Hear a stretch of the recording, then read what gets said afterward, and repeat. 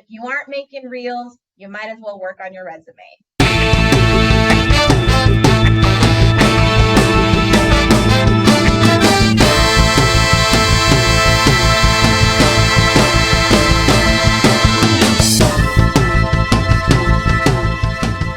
Hello, agents, and welcome to the 24th episode, the very best episode of the One Bite at a Time show.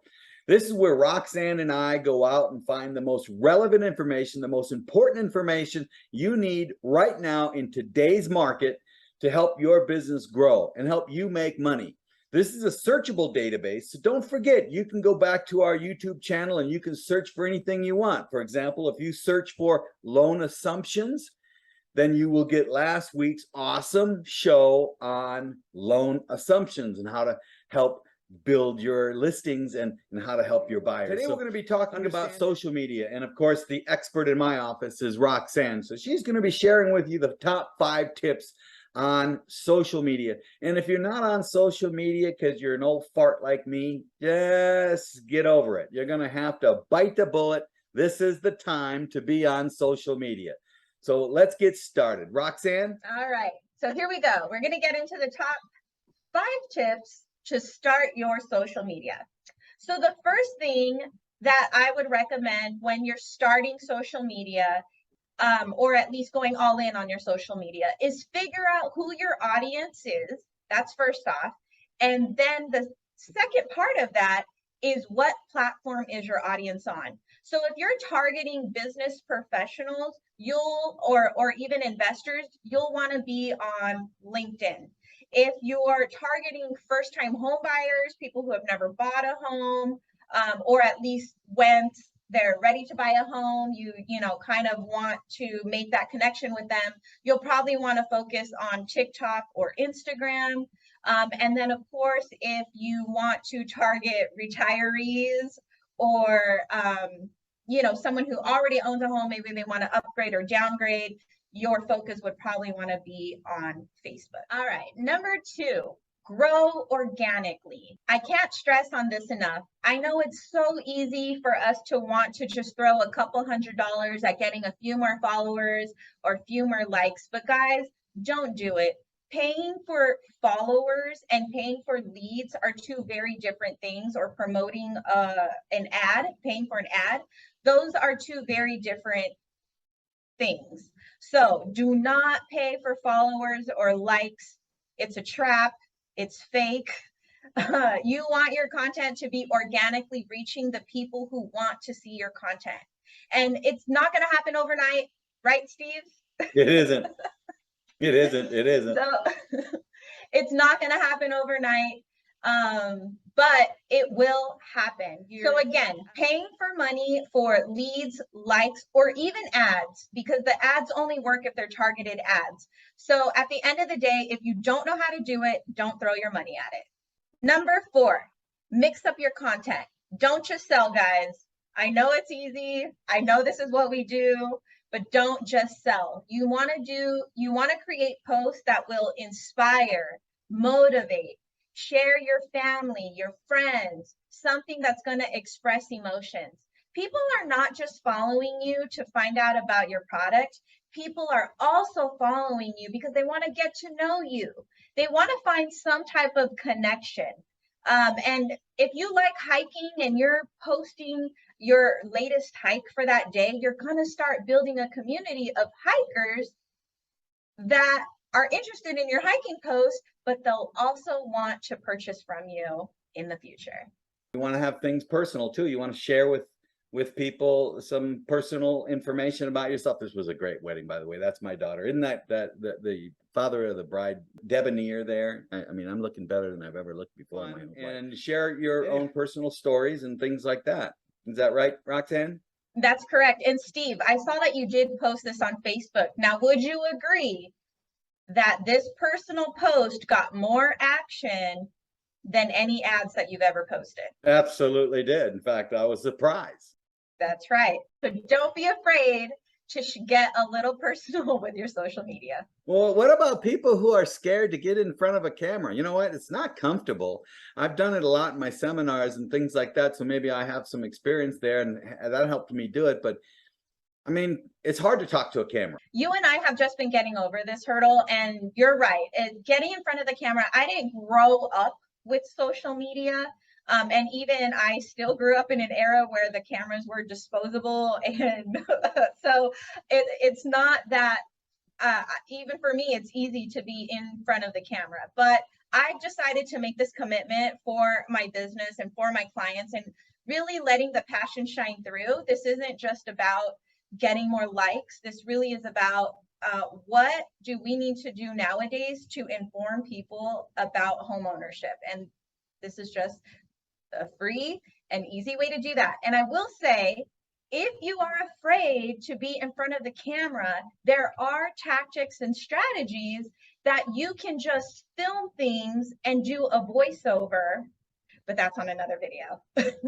Yes, there's lots more to come. I think the show is awesome. I'm hoping people are getting the values that we're sharing here, coming in small bites, because, like this particular topic, I believe that if you're going to be in business today, you better get on camera. You better start doing something, because if you don't, you're going to be run over by your competition. And that brings me to number 4, which is actually research your platform. So depending on whatever platform you want, again, yes, they're all of them. People will tell you you need to be on all of them. Maybe you do. But if you're just getting started, pick one and hone in on that one and do your research on that platform's algorithms. So for example, the algorithms constantly change. So whatever the behaviors were that platforms like Instagram, for example, were in 2019, they're very different to 2022. And guess what? It's going to continue to change.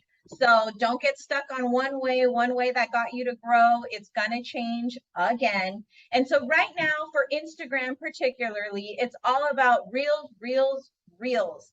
And like my one of my agents, Tony Real Estate, says, if you aren't making reels, you might as well work on your resume. That's a great statement there. That's for sure.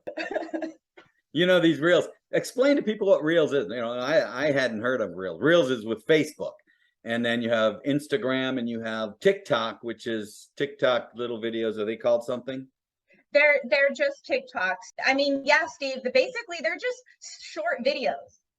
You can use trending sounds. Again, this is another video topic, but with TikTok or Reels for Facebook and Instagram, it's short videos. But these platforms, Facebook, Instagram, knows that these small videos are keeping people on their platform for hours. Again, think about yourself. When you're scrolling through, you'll go to video after video after. If it's making you laugh, you're going to the next one and the next one and the next one. And if it ain't moving, I'm scrolling. That's right. And in the beginning, I remember, so these short videos on TikTok and things like that, you can share things that to you are simple and obvious, but you've been in the business for a long time. So like I did a video on TikTok regarding, zero down and low down payment programs, and outline, really quickly mentioned FHA, VA, and USDA and different things. Obviously that's common to me, and I know everybody out there knows that. At least I thought that, but in reality they don't know what you think is obviously common knowledge. And so you got to remember, the people you're talking to don't understand or how to buy real estate. They don't understand what a FICO score. They don't understand how their credit applies. You can share each one of those little subjects in little tiny videos, right, Rox? That's exactly correct, Steve. And even if it's something that the public knows and you're making a joke about it, they're going to find interest. I've already had a couple of reels that got way more likes than I thought they should have. So make sure you check out our handle, Miss Mortgage Rocks. Steve, I don't know what mine is. I need a handle. Number 5, be consistent. So guys, this is very important. Whatever consistent is, be that. So if you're doing Facebook and you tell yourself, I'm going to do it 3 times a week, start it out 3 times a week. And again, be consistent with the 3 times a week. As you're researching your platforms, you're going to figure out what the platform wants from you. A lot of content creators, especially for Instagram, it's 2, 3 times a day. But if you're going to do TikTok, it's going to be 6 times a day. And that to me is super overwhelming. I still need to do loans. I am not just a dedicated content creator. So whatever is consistent to you, just make sure you follow it. My biggest recommendation is create a content calendar. And then to do batch recordings. And batch recordings is basically you take, 1 hour to record 5 videos, and then you send out those 5 videos once a day. Is if you really don't know what to do, and I hate to break it to you, but if you are a content creator coming up with things, most of the time, they're still copying it from someone else. So don't be afraid to see something that you like on social media and make it your own. All right. Any last comments on this subject? I know we're going to be putting out more videos and more information on these on social media in small bites so people can get the information they need. That's why you should be tuning in every single week. Is there any other comments you'd like to share on this, Roxanne? So yeah, I actually want to know how many of you that are watching this are interested in this type of content. I can definitely go into in depth. I researched this a lot and I'm working on implementing it, especially during these times that we're working on our business instead of in our business. So again, if you want us to create more content that goes in depth about social media, let us know, whether it's in the comments, send us an email. We want to make sure that we're making content that's most relevant to you. And if that's social media, again, make sure you let us know.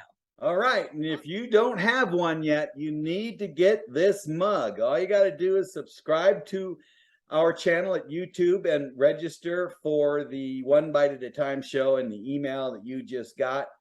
And send us an email that you've done that, and we're going to send you this mug. Now, this is a coffee whiskey mug. I like it. It's a whiskey coffee mug. Either one you drink out of it tastes better out of this mug. Now, I know that to be true because everybody who's gotten one of these have mentioned it. So I don't know why it's magic or something like that, but this is an opportunity, and we're going to have some prizes and other things. You got to be cup holders, and you're going to be able to get some prizes and other things we're going to do together. So we're looking forward to that. Thank you for tuning in, and we'll see you next week for episode 25, which will be the best episode at that point. See you guys later. Bye. Okay, I want to say that. So that's awesome, Roxanne. People don't. Instead of having a bachelor's degree, they want to know if you have a following.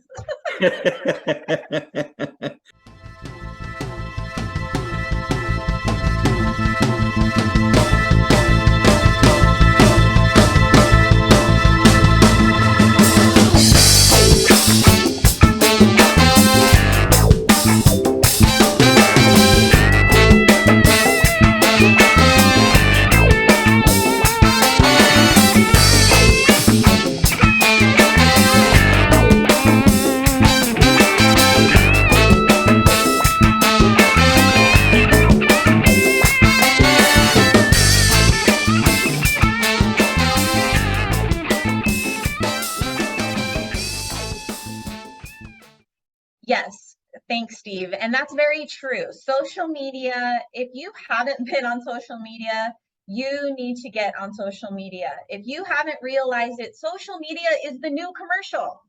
Guys, businesses have spent thousands and thousands of dollars to produce a commercial that plays in front of people over and over and over again, whether it was on the radio, whether it was on TV, whether it's a billboard.